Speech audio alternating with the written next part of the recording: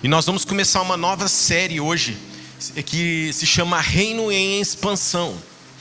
E nós temos orado por isso, a gente tem trabalhado isso ao longo de 2023.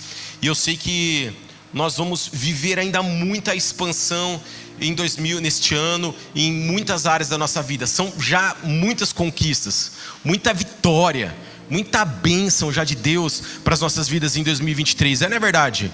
E se prepara, porque isso só está começando.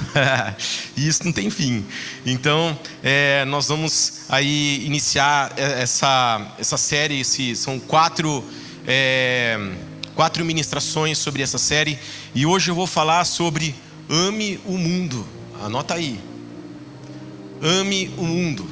E essa semana eu estava no carro dirigindo e estava ouvindo rádio e estava ouvindo as notícias numa rádio. Aí eu me injuriei tanto da rádio que eu estava ouvindo que eu mudei para outra. Aí eu injuriei mais um pouco, mudei para outra. Assim, não tem solução, coisa está feia mesmo, né? E aí lá, corrupção, mentira, problema na política, questões sociais, e, cara, e só blá blá blá, só coisa ruim. Eu falei assim, cara, que coisa tensa, né? Vocês já sentiram isso? E quando a gente se depara com essas situações, às vezes a gente tem a sensação de querer se afastar daquilo. É como se a gente falasse assim, não, nossa, deixa eu desligar o rádio aqui e ficar na minha bolha, né? Eu quero sair desse lugar, eu quero me afastar. E já sentiram isso também? Porque esse é o sentimento que às vezes eu sou tomado. E nessa semana eu estava meditando sobre isso, né? Nessa questão que eu senti aquele dia no carro. E aí eu fiquei pensando, e logo em seguida, foi tão interessante, estou contando para vocês coisas que estava ouvindo no rádio, tá, gente? E aí no rádio o cara falou assim que aumentou a quantidade de vistos para outros países, pessoas indo embora do Brasil. E pode ser do Brasil, a gente está falando do mundo de uma maneira geral, porque o mundo vive uma crise geral, né? Mas eles estavam falando ali especificamente do Brasil. Quantas pessoas elas estão indo embora do Brasil, trabalhar em outros lugares? E aí ele colocou um dado que depois eu fui até atrás desse dado. Ele falou que nos Estados Unidos, só para os Estados Unidos, em 2019 foram 607 mil vistos emitidos. E em 2022, no ano passado, 742 mil vistos. Um aumento aí de 140 mil vistos nesse período. Eu sei que aqui tem vistos de turismo, tem uma série de coisas, mas muita gente está deixando o país, fugindo da realidade do nosso país, indo embora. E talvez você seja que assim, eu também estou na fila, né? Tem alguém na fila? Estou na fila para ir embora do país, porque eu não aguento mais isso. Não vejo possibilidade de melhora, não vejo uma possibilidade do país mudar, e eu quero sair fora também. E às vezes esse é o nosso sentimento. Mas sabe, tudo muda quando a gente entende que Deus ama o mundo o tanto quanto Ele ama a igreja. Fala comigo, Deus ama o mundo. Cara, quando a gente entende que Deus ama o mundo, essa colocação toda, tudo que eu falei aqui no começo, perde sentido. Perde sentido porque eu não posso me afastar do mundo. Eu preciso ir em direção ao mundo. E para vocês terem, e eu separei aqui 2 versículos só que mostram isso. O João 3,16, que é bem conhecido de todos. Porque Deus amou o mundo. Ele fez o quê? Porque Deus amou o mundo. Fala lá que Ele deu o seu Filho, o único Filho, para que todo aquele que nele crê não pereça, mas tenha vida eterna. E Deus ama a igreja. Efésios 5:25. Maridos, amem cada um a sua esposa como Cristo amou a igreja. Ele entregou a vida por ela. Jesus entregou a vida pela igreja, porque Deus ama a igreja. Agora, muitas vezes o sentimento que a gente tem é que Deus só nos ama, que é exclusivo da gente, que Deus só ama a igreja. E a gente fala do mundo como se fosse algo muito ruim. A gente tem até uma conotação de falar assim, porque do mundo, como se fosse uma coisa muito ruim, né? O pecado está lá, as coisas ruins estão lá, porque o mundo. Mas a gente precisa entender, e quando a gente olha para um cenário maior, a gente precisa entender, quando a gente pega a Bíblia, né, e começa a ler a narrativa da palavra de Deus, a gente vê que o mundo foi criado por Deus. A gente precisa entender que o homem foi criado por Deus. E quando a gente fala desse mundo ruim, cheio de problemas, nós estamos falando do mundo que Deus criou e o ama. É forte isso, hein, gente? Me acompanha. E Gênesis 1:31 fala que ele viu que era bom. Falou, cara, isso aqui é bom. Olha só que coisa legal. Eu estou amando esse lugar. Eu estou amando o que estou fazendo. Estou criando esse mundo e é bom. Fala lá em Gênesis 1:31. Mas a história continua. Fala lá que por que a gente entra tanto em crise quando a gente fala do mundo? Porque quando continua a história, aquele ser humano que Deus tinha criado, ele é seduzido pelo diabo e o pecado entra no mundo. Eles comem de uma árvore que eles não poderiam comer, da árvore do conhecimento do bem e do mal, e o pecado entra no mundo. Mas olha que interessante, a palavra de Deus conta que Deus não desiste do mundo. Ele poderia falar assim, nossa, o pecado entrou aqui, então eu vou construir outra terra aqui do lado. Eu poderia, mas não. Ele estava muito feliz com aquilo que ele tinha construído. Ele estava amando aquilo que ele tinha construído. Ele falou assim, não, eu vou restaurar isso aqui. Eu vou restabelecer a ordem, eu vou restabelecer a paz, eu vou restabelecer a santidade, a pureza deste lugar.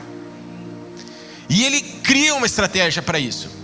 E essa estratégia se chama Jesus. E ele vira e fala assim, vou enviar Jesus para morrer numa cruz e redimir toda a humanidade. E de fato Jesus, ele vem e ele morre numa cruz, e ele paga o preço por todos nós. E sabe, depois disso a história não para, o plano de Deus continua. Ele estabelece um negócio chamado igreja. Olha só, gente, quem se vê nesse contexto aí? Ele estabelece a igreja, para que nós pudéssemos aí reconciliar o homem com Jesus. E termina a palavra de Deus lá em Apocalipse 21, capítulo 21, versículo 4. Fala ali sobre a restauração da terra. O céu vindo à terra, não mais tristeza, não mais morte, não mais dor. A terra sendo restaurada por completo. Sabe, alguém que traça um plano tão incrível como esse, ama muito esse lugar. Ama muito essa coisa chamada mundo, que eu faço parte. Fala aí, eu sou o mundo. Ajuda bastante falar isso, viu, gente? Porque quando a gente fala que eu sou o mundo, a gente para de falar do mundo como se fosse uma coisa muito ruim. O mundo, sim, ele está... Muita gente no mundo pensando até em ovelhas. Existem muitas ovelhas perdidas, muita gente perdida. Mas nós estamos aqui sendo estabelecidos por Deus para reconciliar essas pessoas lá fora, que estão precisando de Deus, para que a gente possa reconciliar elas com Jesus Cristo e com aquilo que Jesus fez na cruz por elas. Precisamos olhar o mundo nessa perspectiva que Deus olha. E o amor vai encher o nosso coração. Esse amor incondicional vai encher a nossa vida. E eu queria falar sobre duas coisas que nos ajudam a amar o mundo. Duas formas de amarmos o mundo. E Atos 5:42 fala sobre isso. Eu sempre penso muito nisso. Que diz assim: e todos os dias, no templo e de casa em casa, continuavam a ensinar e anunciar que Jesus é o Cristo. As pessoas que iam sendo acrescentadas, elas conviviam no templo e de casa em casa. Isso foi logo após os discípulos eles passarem pelo Pentecoste. E o Espírito Santo viria encher a vida daqueles discípulos. Eles saíram ousadamente pregando o Evangelho. E conta a história que as pessoas iam sendo acrescentadas. E eles se reuniam no templo e de casa em casa. E como que a gente mensura a influência dessas duas formas, né? Vamos dizer assim, de amarmos o mundo, né? A gente poderia falar, na verdade nós chegamos até hoje, quanta coisa que aconteceu. Mas Atos 5:28, nesse mesmo capítulo, diz assim: nós lhe ordenamos firmemente que nunca mais ensinasse em nome desse homem. Os discípulos estavam sendo pressionados a não falar o nome de Jesus. Eles foram presos por isso. Mas conta a história que disse ele: e mesmo assim vocês encheram Jerusalém com esse seu ensino e querem nos responsabilizar pela morte dele. E eles encheram Jerusalém, no templo e de casa em casa. Atos 19:10, a gente vê Paulo, a mesma coisa. Isso continuou durante os 2 anos seguintes, Paulo se movendo no templo, se movendo pelas ruas, orando pelos perdidos, ensinando a palavra. Dizia assim, isso continuou durante 2 anos seguintes. A gente de toda a província da Ásia, tanto judeus como gregos, ouviram a palavra do Senhor. Todo mundo foi sendo tomado por esse evangelho, no templo e de casa em casa. E às vezes a gente não valoriza o que a gente faz aqui no lugar do templo. Parece que isso aqui não é importante, né? Os evangelistas aí talvez vão dizer: amém, pastor, o senhor está na unção. Mas não é verdade, que os evangelistas quer sempre estar lá fora, né? Porque Jesus que pregando. Tá certo, o evangelista nasceu para isso mesmo, tá tudo bem. Mas o que eu quero dizer, eu quero mostrar a importância. Quero começar mostrando a importância da gente de estar nesse lugar. E aqui eu separei Atos 2, 42, 47, que fala essas mesmas coisas, mas um outro trecho que diz assim: todos se dedicavam de coração ao ensino dos apóstolos, à comunhão, ao partir do pão e à oração. Havia em todos eles um profundo temor, e os apóstolos realizavam muitos sinais e maravilhas. Os que criam se reuniam num só lugar e compartilhavam tudo que possuíam. Eles se reuniam num só lugar e compartilhavam tudo que possuíam. Eles estavam no templo. Vendiam propriedades e bens e repartiam o dinheiro com os necessitados. E adoravam juntos no templo diariamente. Eles se reuniam no templo diariamente. Reuniam-se nos lares para comer e partiam o pão com grande alegria e generosidade, sempre louvando a Deus e desfrutando a simpatia de todo o povo. E a cada dia o Senhor lhe acrescentavam aqueles que iam sendo salvos. Você pode dizer amém? E a primeira coisa que a gente vê nessa leitura que a gente acabou de fazer é a questão do ensino. No templo existia um negócio chamado ensino. É isso que nós estamos fazendo agora. Nós estamos recebendo um ensino da parte de Deus aqui nesse lugar. E a gente precisa valorizar o ensino. Coloca aí, valorize o ensino. O ensino nos ajuda, nos traz direção para a gente viver de forma correta os nossos dias. O ensino ele é fundamental para que a nossa vida seja transformada. Ontem nós estávamos aqui, sábado à tarde. Se você não veio, perdeu. Eu uso esses exemplos de propósito, tá, gente? Pode falar, mas será que o pastor pensa nos exemplos? Penso, exemplos de propósito. Ontem à tarde teve um encontro de casais aqui, bem intencional. Se você é casal e perdeu, perdeu. Mas ontem que foi trazido um ensino aqui nesse lugar para os casais. E isso faz o que? Ele transforma o coração, ele melhora. Foi falado sobre comunicação e sobre crises no casamento. E todos nós temos crise no casamento e temos dificuldade com comunicação, não é verdade? Até o Cris estava brincando, né, no começo do curso que eu abri. O Cris estava chegando aqui e falou: pastor Aloysio, pastor Márcio, se precisar de alguns cases, né, no carro aqui, eu já tive alguns cases aqui, posso trazer aqui, porque a gente vive crise. Mas na igreja, no templo, a gente recebe ensinamento que nos ajuda a viver melhor. E isso afeta não só as nossas vidas, mas permite com que a gente reproduza isso lá fora. Permite que a gente seja esse testemunho lá fora, para que outros eles recebam este amor a partir da perfeição de Deus na nossa vida. E usando esse exemplo dos relacionamentos. Faz sentido isso para vocês? Segunda coisa que está nesse trecho aqui, que fala sobre a comunhão. Valorize a comunhão com os irmãos, porque na comunhão nós somos suportados, nós somos fortalecidos, nós somos encorajados. É ou não é verdade? Quanta oração eu já recebi só da hora que eu cheguei aqui até agora? Quanta oração.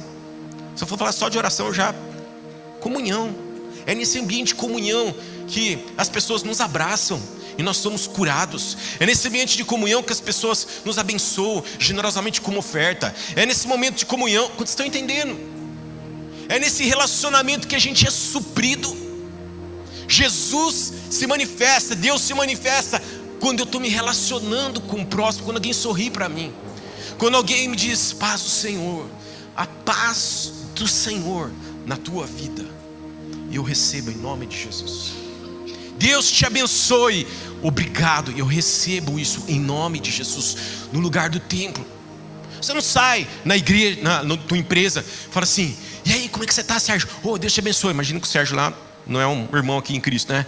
Deus te abençoe, a paz do Senhor, como está seu dia? É no templo que isso acontece. Não que a gente não possa declarar isso lá fora, a gente deve, mas vocês estão entendendo a importância da gente conviver nessa comunhão, nesse relacionamento? Terceira coisa que a gente vê nesse trecho: desfrute da atmosfera de poder. Fala que eles se moviam em sinais e maravilhas. Num ambiente de poder nós somos cuidados, nós somos curados, nós somos libertos, nós somos salvos, porque a salvação é um milagre. Nessa quarta-feira, pastor, se está sendo intencional de novo, estou. Essa quarta-feira foi a primeira quarta-feira do mês, nós tivemos tefilá aqui. Quem não veio, perdeu. Foi incrível. Foi falado sobre o rio de Deus, e o rio de Deus encheu esse lugar, e as pessoas foram curadas, as pessoas foram libertas, as pessoas foram renovadas. Foi incrível. Milagres aconteceram nesse lugar. Aqui nesse lugar pessoas são curadas. Pastor, mas lá fora também são curadas. Sim, mas aqui também. Aqui dentro desse lugar do templo, da igreja, as pessoas são libertas. A gente impõe as mãos umas sobre as outras, e as pessoas recebem a cura de Deus, recebem o amor de Deus através de um milagre, porque o milagre é um amor. Quarta coisa que a gente vê nesse trecho que a gente leu: se envolva com os necessitados. Nós precisamos participar daquilo que Deus está fazendo aqui na terra. Nós precisamos repartir aquilo que Deus tem colocado nas nossas mãos.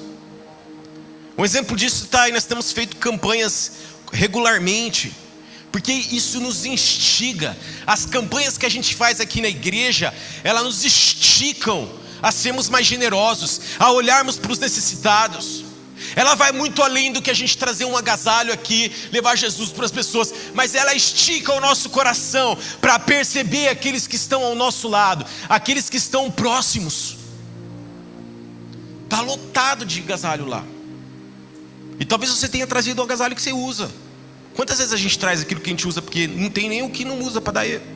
Eu fui separar meu agasalho, tem que ser isso aqui, nem escolhi muito porque é os agasalhos que a gente usa, repartindo o que eu tenho, repartindo com quem precisa. A igreja é esse lugar que a gente precisa repartir com os necessitados. É incrível viver em comunidade, é incrível viver em família. Nós precisamos aprender a valorizar isso. A palavra diz, esse trecho que a gente acabou de ler, fala que eles se reuniam diariamente. Será que nós seríamos capazes de, como igreja, estarmos aqui todos os dias à noite para adorar o Senhor? Será que nós estaríamos dispostos a reproduzir essa igreja de Atos, essa igreja primitiva nos nossos dias hoje? Alguém poderia falar: não, pastor, a Bíblia precisa ser atualizada. Não precisa ser atualizada coisa nenhuma. Nós precisamos, amados, viver a palavra, viver esta palavra. E esse versículo fala: adoravam juntos no templo diariamente. Crie essa atmosfera de adoração. Perceba o que Deus está fazendo. Seja grato. Eu entrei aqui falando o que para vocês? Gente, quem sentiu o amor de Deus nesse lugar? Aí um monte de gente levantou a mão. Eu senti. Isso é adoração, é gratidão. Nesse lugar de comunhão do templo, nós precisamos ser gratos a Deus, perceber aquilo que Ele está fazendo. Isso transborda de nós. A gratidão transborda, a adoração transborda. E o resultado de tudo isso que acontece dentro do templo é que nós, através do nosso testemunho, a gente leva a salvação lá fora. A gente ama o mundo lá fora através do nosso testemunho. E esse trecho diz: e a cada dia, porque eles estavam fazendo essas coisas no templo, a cada dia o Senhor lhes acrescentava aqueles que iam sendo salvos. As pessoas iam sendo salvas por causa disso aqui.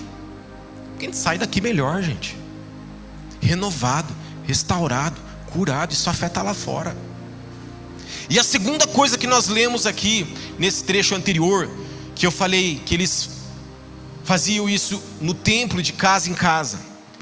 Quando a gente pensa na perspectiva de casa em casa, eu queria que você abrisse um pouco sua cabeça e saísse daquele contexto de talvez o GPS que acontece na casa. Não, vamos considerar o GPS como algo que acontece dentro do templo, como uma prática da igreja. Está certo que de casa em casa é um lugar externo ao templo, mas eu queria levar vocês a uma dimensão ainda além desse termo de casa em casa. Mas 2 Coríntios 5, de 15 a 19, diz assim: ele morreu por todos. Vamos fazer uma pausa aqui, vamos repetir isso comigo. Ele morreu por todos, pelo mundo.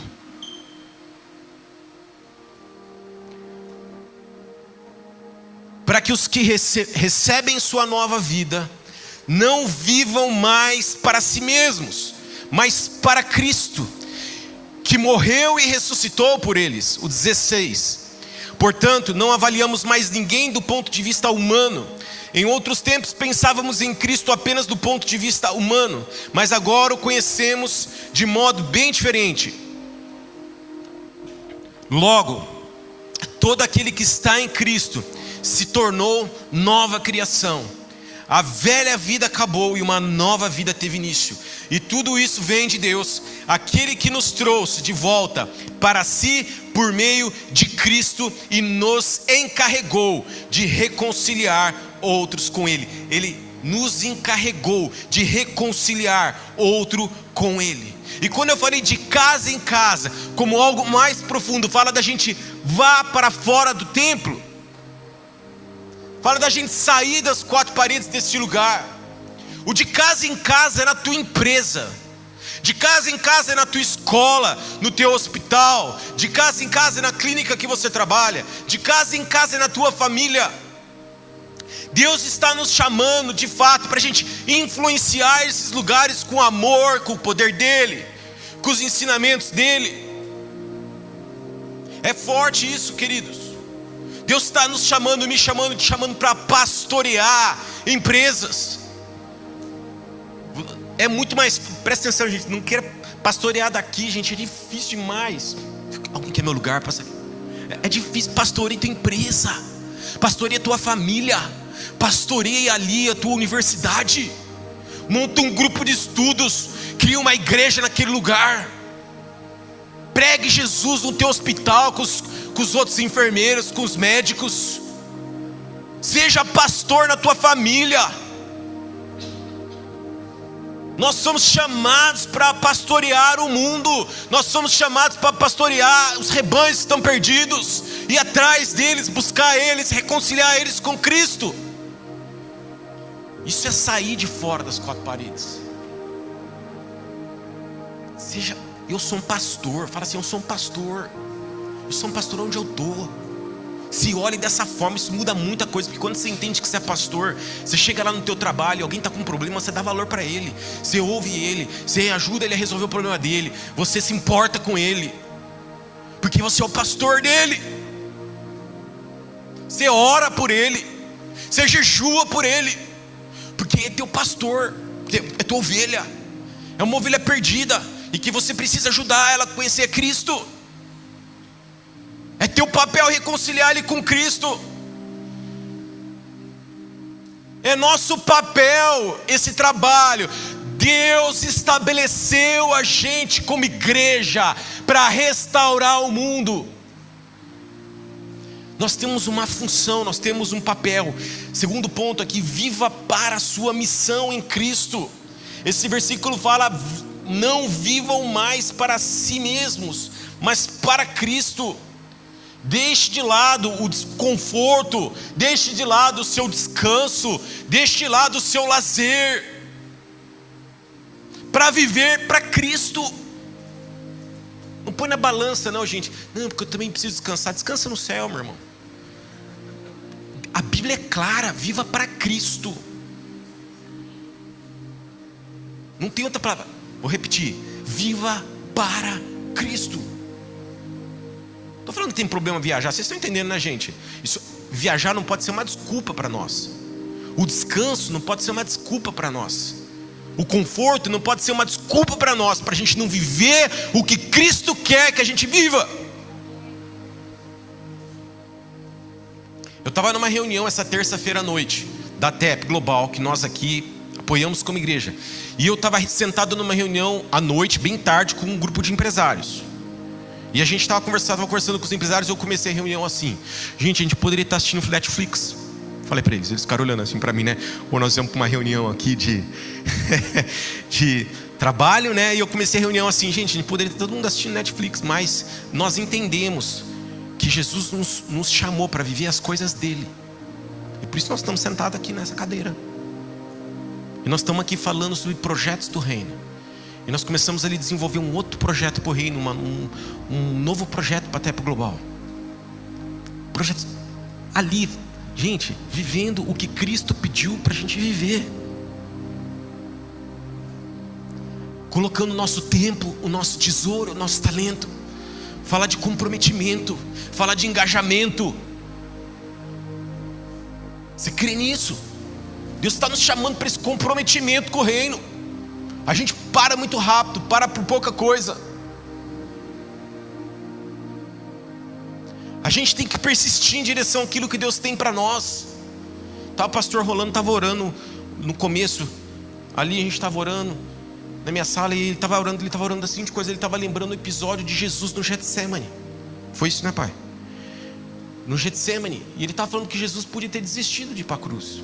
Mas Jesus foi, ele levantou daquele lugar, foi cumprir a missão dele. Nós precisamos levantar, não importa qual a situação, nós precisamos levantar e cumprir aquilo pelo qual Jesus pediu para a gente cumprir, pelo qual que nós somos chamados para viver.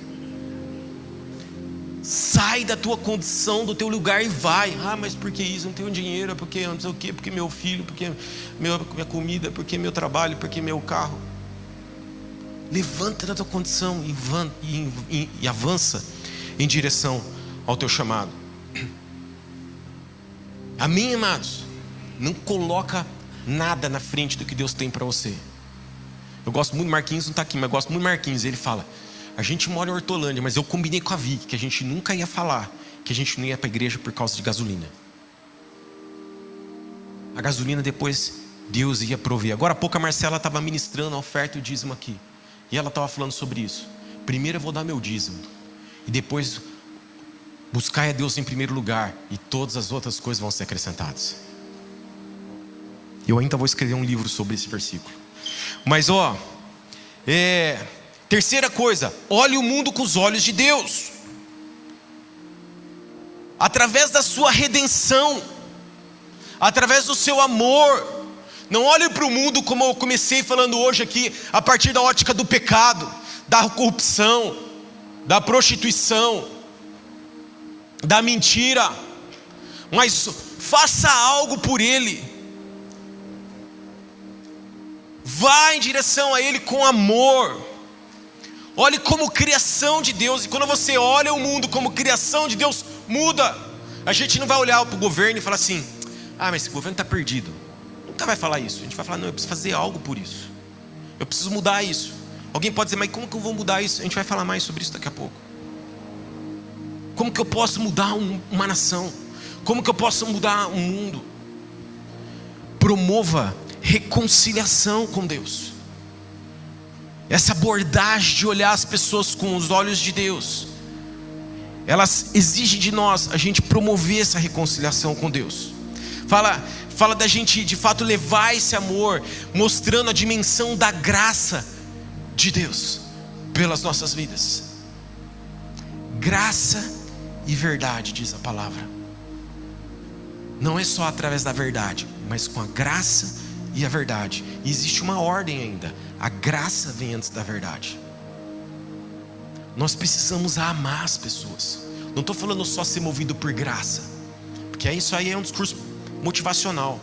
Mas eu estou falando que a gente tem que se mover com amor, com graça. Isso nos aproxima das pessoas. E aí a gente apresenta a verdade para elas. E a verdade transforma. E a verdade liberta. Mas é pela graça que as pessoas vão se sentir amadas. É pela graça que as pessoas vão te ouvir. Não é com julgamento, não é com religiosidade, mas é com a graça, com o amor de Deus. Você pode dizer amém? Agora você que não estava aqui quarta-feira, não vou pedir para levantar a mão, eu ia pedir, mas não vou fazer isso. A exposição não é legal. Você que não estava quarta-feira aqui, você vai ter a chance de ser abençoado aqui nessa manhã, mesmo tendo perdido. Deus é um Deus de misericórdia, é ou não é? Com esse mesmo trecho, abre lá Ezequiel 47, vamos ler juntos esse trecho. Ezequiel 47, foi isso que foi ministrado na quarta. Numa outra forma, obviamente, eu vou trazer uma outra perspectiva, mas queria ler com vocês 47, 1 a 12. Vou fazer uma leitura de 12 versículos, vocês aguentam? Diz assim: depois disso, o homem me levou de volta à entrada do templo. Ali notei que jorrava água para o leste por debaixo da porta do templo e passava à direita do altar, do lado sul. Ele me levou para fora do muro pela porta norte e me conduziu até a entrada leste. Ali vi que a água corria pelo lado sul da porta leste. O homem me conduziu pela água e enquanto caminhávamos, ele ia medindo. Quando percorremos 500 metros, ele me levou para o outro lado do rio. Ali a água chegava aos meus tornozelos.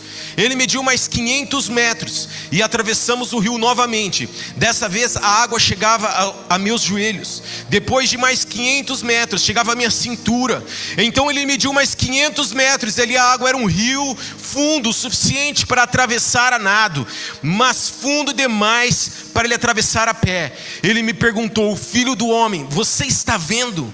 E me levou de volta à margem do rio. Ao voltar fiquei surpreso de ver muitas árvores que cresciam dos dois lados do rio. Então ele me disse: este rio corre para o leste, pelo deserto, até o vale do Mar Morto. Sua água tornará pura, a água salgada do mar Morto.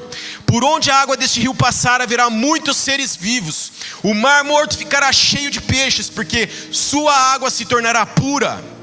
Surgirá vida por onde esta água fluir. Pescadores ficarão às margens do Mar Morto, desde Engede até Englaim. As praias ficarão cobertas de redes secando ao sol.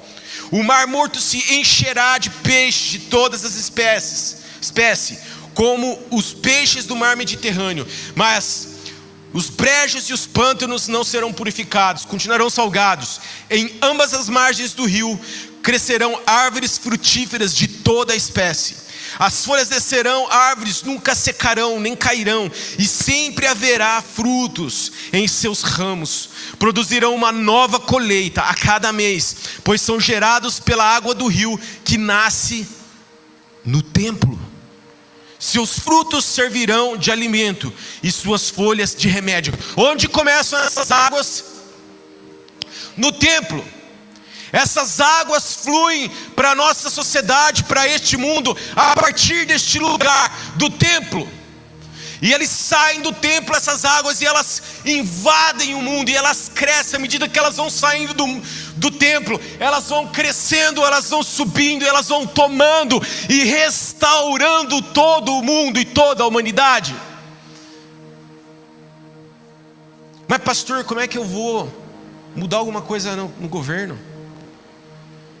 Quero dizer uma coisa, irmão, você só precisa ser uma água escorrendo por baixo da porta.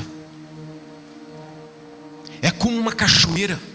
Eu lembro, eu tive a oportunidade de fazer rapel algumas vezes em cachoeiras. E a gente saía sempre pro rapel numa cachoeira da nascente. Era assim, gente, às vezes era uma nascente desse tamanho aqui, ó, 1 metro quadrado. A gente punha corda assim, pulava assim do lado de fora e começava a descer. Gente, no meio da cachoeira era um mundaréu de água gigantesco que sabe que água forte, muita água. E era assim, uma água passando debaixo da porta. E às vezes a gente sente que a gente não tem nada para fazer. Eu quero dizer uma coisa: se cada um de nós compreendemos que a gente precisa ser pastor onde a gente está, o mundo todo é transformado, vira uma inundação. Esse trecho fala da restauração. Você lembra que eu comecei a palavra nesta manhã fazendo um cenário bíblico de tudo que Deus fez por amor ao mundo. Eu quero dizer uma coisa: essas águas que fluem do templo, elas não só trazem restauração para as pessoas, mas trazem restauração sobre a natureza. Ela restaura lá o Éden, e ela termina ali com uma nova terra, um novo céu, uma nova terra. A restauração do mundo. Deus está me chamando e te chamando, nos incluindo nesse processo de restauração. Jesus já pagou o preço, já redimiu toda a humanidade, mas nós fomos gerados para que a gente pudesse ser esses agentes e falar assim: cara, vem aqui, ó, eu preciso te falar o que Jesus fez por você na cruz. Deixa o Espírito Santo fazer você fluir. Esse trecho, se você pesquisar nas brisas, vai chamar o rio que cura. Mas eu quero tomar a liberdade de chamar desse rio de amor, porque o rio que cura é um rio de amor.